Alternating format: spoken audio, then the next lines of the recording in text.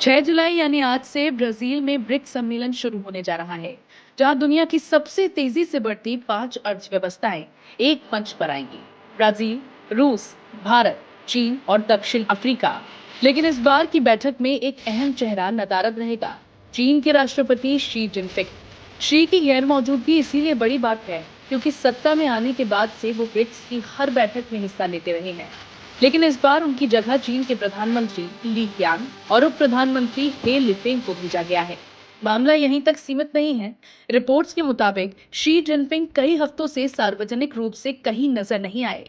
ना कोई बयान, ना कोई तस्वीर, ना कोई इवेंट। यहाँ तक कि चीन की सरकारी अखबार पीपल्स डेली तक में उनका नाम नहीं दिखा, जबकि वहां उनका रोज जिक्र होता था।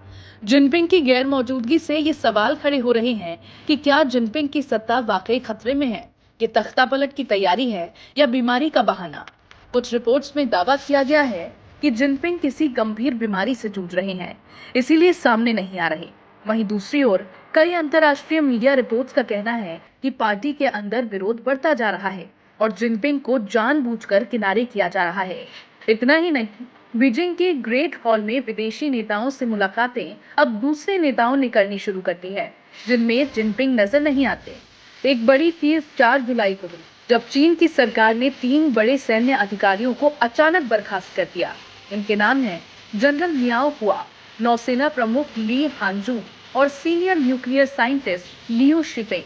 सरकारी बयान में इसका कारण भ्रष्टाचार बताया गया, लेकिन जानकारों का कहना है कि ये कार्रवाई भीतर पल रहे असंतोष को कुचलने की कोशिश है।